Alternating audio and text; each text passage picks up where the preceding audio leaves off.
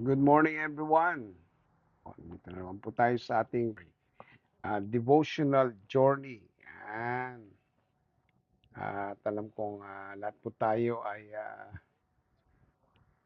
excited again for what the Lord is about to tell us, to share to us. No? Yeah. At salamat po sa Lord sa umagang ito, sa lahat po ng mga taga-subaybay. Panibago na namang araw ng Webes. Ang bilis ng panahon. Maya-maya, makakabalik na ako babalik na naman ako sa Canada. Hindi natin ho to plano to ng Diyos eh. Sa pamalaga, we're all in the will of God. We're doing what is best, especially for our God Almighty. At salamat po sa Panginoon sa mga ginagawa niya at gagawin niyang patuloy sa ating mga buhay. Alam ko pong excited na rin ako. Maya-maya, mamimit ko ulit ang ating mga pastors, kamanggagawa sa lugar po ng ah, sa mga pastor po ng ating lugar ng Quezon. Nalala ko po yung maraming ginagawa ng Diyos sa buhay natin. We could not imagine na isang araw biglang magaganap yung mga bagay na hindi natin na uh, akalain. Marami tayong sinasabi, marami tayong pinapangarap, marami tayong gusto makita. Yan. Nagsimula sa mga pagtitiwala at pananampalataya sa Lord. Alam ko ganun din ang inyong ginagawa o nangyayari sa buhay ninyo na kayo po ay lubos na nagtitiwala sa Panginoon. At first, parang walang mangyayari sa ating mga ginagawa. But at the end, we are surprised na, I mean, hindi naman surprise actually, natutuwa tayo na nangyayari lahat ng ating mga pinagpipray, yung ating mga hinihiling sa Panginoon. Tinatry ko pong alam nyo, minsan magulo talaga itong ating mga cellphone eh. O, sinatry kong share ayaw pumunta doon sa share. Ay, hallelujah. Ano ba yan? Basta, isa po ang naintindihan ko sa mga taong nagtitiwala, nagtsatsaga sa kanilang ginagawa para sa Panginoon.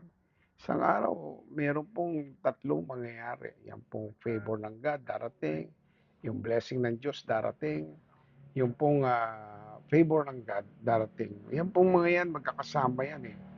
No? At the end, we will be blessed. Oh God, nakakatuwa itong ginagawa mo sa buhay namin. Yan. Salamat po sa iyong kabutihan, salamat po sa iyong kapangyarihan, salamat po sa iyong pagkilos. Wag lang po tayong mawawalan ng loob, wag po tayong panghinaan. God is always there. God is always, will always be, will always be uh, supporting us, which everyone, I believe, ay tuwan-tuwa sa ginagawa ng Diyos sa buhay natin. Wala pong mahirap, walang bagay na hindi kayang ayusin kung meron pong mga problema, meron pong nangyayari at nagaganap na hindi akma sa mga naisip nating itong plano ng Diyos, ito yung gagawin ng Diyos sa buhay ko, yan, ganyan. But it's okay. Will always be there. Remember this. Be reminded na hindi tayo pinababayaan at iniiwanan ng Diyos. Ayan. Ah, Ayan, dumadaan na po yung oras, hindi po ma-share yun. Hindi ko ay gumana yung pagpipindot ng share, but it's okay. Anyways, kung kayo po ay nariyan at patuloy pong nakikinig sa ating pong gawain, ah, ah, mabuti po ang Diyos, maganda po ang kanyang mga plano. So, tingnan po natin ang ating pong verse ngayong oras nito, no? Sa mga galit. Lahat ay pangit. Huwag tayo galit, samaan loob. Ayan. Lahat na nakikita natin, pangit. Lahat ng tinignan natin sa taong kinagagalitan, kinamumuhian natin, lahat na lang nakikita natin pangit. Para bang wala na siyang nagawang maganda. Kaya pala sinabi ng Lord na be angry but sin not.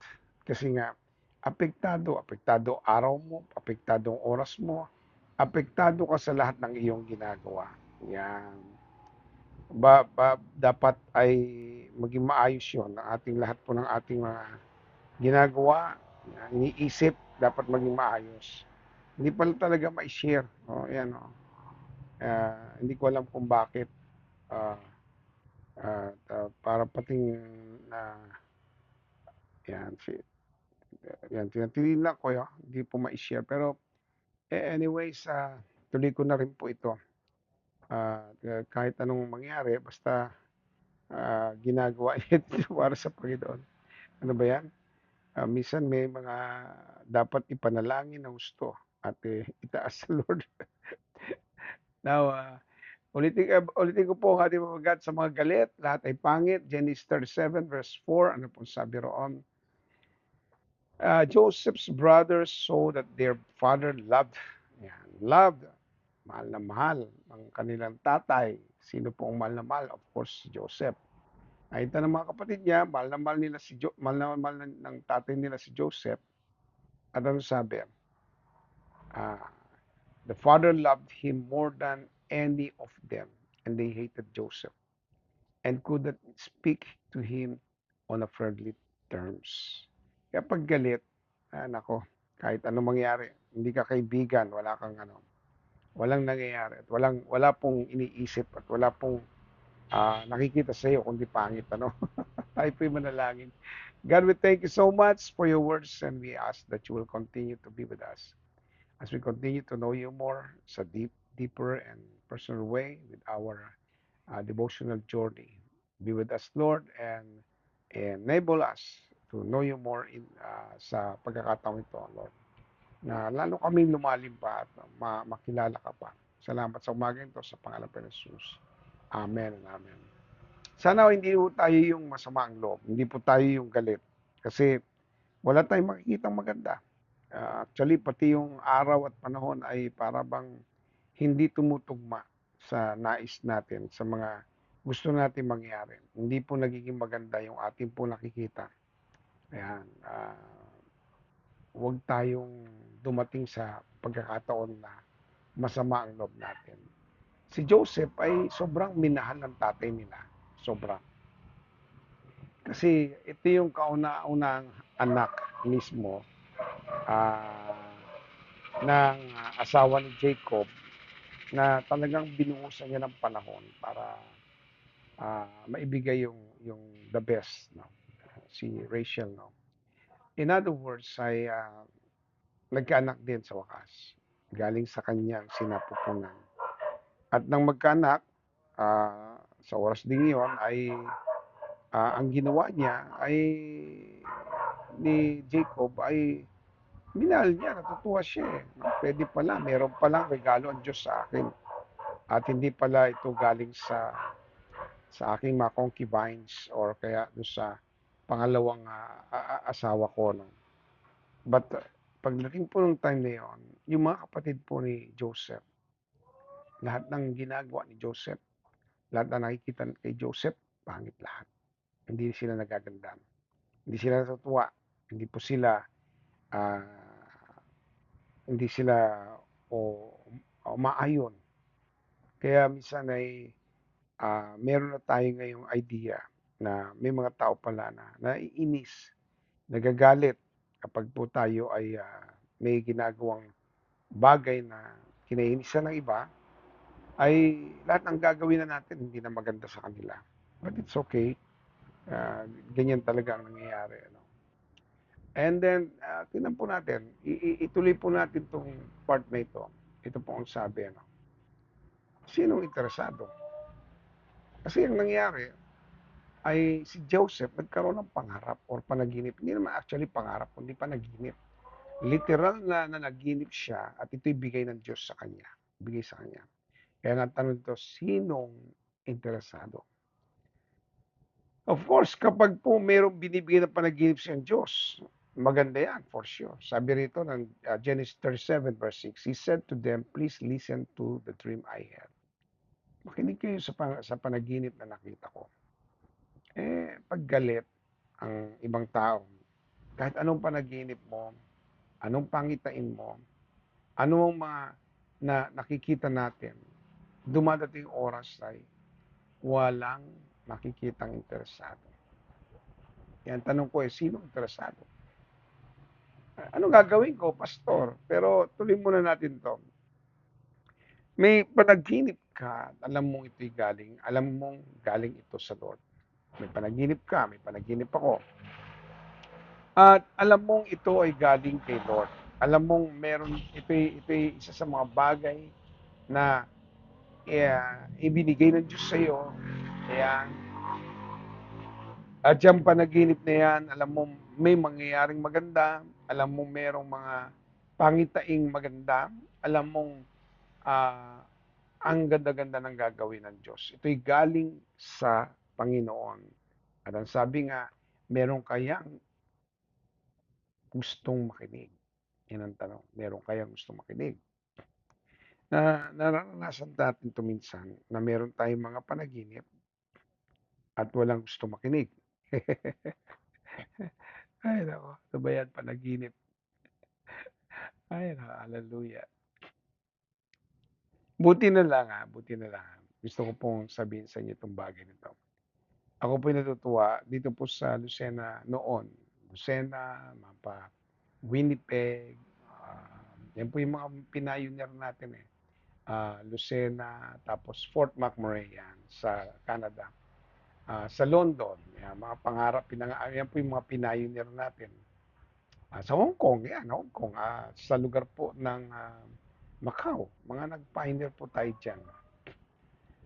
Sa lugar po ng ah, meron pa akong gustong sabihin, Cayman Islands. Yan po mga pioneer natin. Ah, nagsasalita ako na para bang ang tingin ay parang hindi mangyayari, parang hindi magaganap. Dumating din yung time na gano'n na meron ding nagagalit, naiinis dahil nananaginip ka lang ang tingin nila 'no, parang hindi mangyayari at hindi nga magaganap. Anong sinabi ko po na magkakaroon tayo ng sarili nating building dito sa lugar po ng Cayman Island at kahit ngayon sa Fort Mac parang napapaisip pa, mangyayari ba 'yun, kaya ba 'yun? Is it possible? Maaaring sabihin niyo sa akin, kahit naman din sa Lucena, maaaring sabihin niyo sa akin, pero pastor hindi nangyari sa panahon mo. It's okay, but it was a dream. It was something that the Lord told you. It's okay, no? Kung naiinis yung iba na para bang totoo ba yan? Magaganap ba yan? Pero naniniwala ka. You still believe. You dare to believe. You know it. No? Kaya ang tanong ko dito, meron kayang nakikinig? Meron kayang natutuwa? Yan. Meron kayang natutuwa kasi yung panaginip. Kaya hindi na tuloy lumabas yung mga ibang nanonood. Hindi ko alam kung ano nangyari na naman sa Facebook. Ano ba yan? But it's okay. Tutuloy ko to, no? Ito naman ay dire-diretso lang sa Facebook. Meron kayang natutuwa? Ano kayang nangyayari? Natutuwa sila na ikaw ay nagsasabi na bibili tayo ng ganito, magkakaroon tayo ng ganito, magkakaroon tayo ng ganyan, magkakaroon tayo ng eskwelahan, magkakaroon tayo ng building, magkakaroon tayo. Lahat po yan ay para bang sa iba ay parang nangangarap ka lang na pastor, gisingin mo sarili mo, baka inaantok ka lang. Diba ganon? Meron kayang interesado. Meron kayang may gusto at interesado sila. Sasabihin nilang, interesado ako dyan. Alam ko magaganap yan. Alam ko mangyayari yan. Pastor, panghawakan ko rin yan. Merong ilan o merong iba na naniniwala dyan. Meron pa nga, kahit yung aking kamanggagawa nagsabi sa akin, Pastor, buhay pa kaya tayo niyan? Well, those words became a mystery. Kasi yung nagsabi noon ay maagang kinuha ng Diyos at nangyari tuloy itong sinasabi ng Panginoon. Naganap, no? Buhay pa kaya tayo, sana buhay pa tayo, ganyan. Buhay pa ako. At nangyari nga ito, meron tayong building dito sa Lucena, meron tayong naging building sa Cayman Islands, meron tayong naging building sa uh, Fort McMurray. Ano pa bang kasunod? Sa iba't ibang lugar, magkakaroon din tayo ng building. Hindi ko po inaangkin to na ako ang dahilan at ano. Siyempre, ito yan eh. Meron kayang nakikinig? Of course, meron. Nasa langit. God is listening to our dreams. God is listening to everything that we are dreaming of. Or maybe we're just saying it na para bang out of nowhere. But God is listening. Nakikinig ang Diyos. Meron kayo natutuwa. Ang Diyos po ay natutuwa. Para bang katulad din nangyari kay uh, Apostle Bishop Art. Sabi ng mga tao, mangyayari kaya yan? Puro bakal lang, ganyan. At ang Diyos ay natutuwa na sa kalagitnaan ng mga persecution, you don't mind it. You keep going on. Meron kayang interesado? Of course, meron. Ang Diyos po ay interesado sa mga panaginip na binibigay niya sa buhay mo. Kaya ka niya binibigyan ng panaginip eh. Interesado siya at gagawin niya. Hallelujah. Yan, hindi ko alam kung bakit hindi na ako nag-appear yung mga ating mga ano yan. Basta ang alam ko, galing ito sa Diyos, siya ang interesado, siya ang natutuwa, siya ang nakikinig. Tandaan natin yan. Wala mang makinig sa iyo, wala mang gustong o interesado sa mga sinasabi mo, wala mang may gusto na magsabi ng yes, I agree sa iyo. As long as God is listening, as long as God is interested, as long as God will fulfill it and you believe it, galing to sa Kanya, magaganap lahat yan. Hindi mo naman kailangan ng audience. Sabi nga, you need an audience of one, and that is our God. Yan. Kailangan mo ang audience na isa. Audience na lang yan. Kailangan mo talaga. Kailangan mo si God. At ituloy po natin. Siya kasi ang may tataas, siyang malululhati, siyang mapaparangalan. At the end of the day, ang kapurihan, kalulatian, pasasalamat, pagsamba ay sa Diyos. Maraming beses na nangyari sa akin to. Tuwing uwi ako ay December. Once in a year na nakakasama ko ang Body of Christ dito po sa Lucena City. Tapos yung iba nagmamano-mano sila. Nagsasabi, tinatawag nila ako na parang may paggalang na natutuwa ako eh. No, kahit po yung ating mga pamunuan, wala silang masabi ngayon. Kasi they see it by their eyes. Na merong Diyos na natutuwa sa iyo. Ginagamit ka, sinasamahan ka, pinangungunahan ka. Woo! Ang buhay mo hindi niya pinababayaan. Bigay ko po sa inyo yung final thoughts tungkol po dito. No? Hindi ko na po nakita yung mga nanonood. Isa na nga lang dito. Tuloy ang panaginip, tuloy ang katuparan. Tuwing merong panaginip, lalo na ito'y galing sa Diyos, ito po'y matutupad. Tandaan po natin yan. Ano? Siguro, yung iba mapapanood na lang ito na replay, but yan pong gusto ko sabihin sa inyo. Tuloy ang iyong panaginip, tuloy na ito po ay matutupad. Tayo po'y manalangin sa oras na ito. Ama, salamat po sa buhay ng bawat isa na nanood ngayong oras na ito, ngayong araw na ito. Salamat at sobra kang interesado sa tuwing magbibigay ka ng mga panaginip sa puso at buhay namin. Alam namin isa-isa itong nangyayari, isa-isa itong nagaganap. Hindi kami nakikipanaginip lang sa iba, pero meron ka talagang mensahe, meron ka talagang binibitiwan, meron ka talagang binibigay. At ito, Panginoon, ay magkakaroon ng katuparan. Naniniwala kami sa mga bagay nito. I declare, Father God, na isang araw, mabubuksan ang puso, isipan at pagkatao ng bawat isa. At sasabihin nila, Ama, salamat sa iyong kabutihan. Salamat, Lord, at hindi ka na tumigil. Na patuloy na mangarap, patuloy na sumama, at pangunahan ng iyong lingkod. God Almighty, I declare na lahat po ng mga tao na may pangarap, panaginip na galing sa iyo, ito po'y matutupad, ito po'y mangyayari, ito po'y magaganap, at pagpapalain mong bawat isa. Salamat po, Ama, sa pangalan pa ng Jesus. Amen and amen. Maraming salamat po sa bawat isa. Hindi na po nag-appear yung mga taong manonood, pero marireplay naman ito. Panoorin niyo po at maganda po ang ating pinag-usapan ngayong umagang ito, no? Sa dating devotional journey. God bless and I love you all. Amen and amen.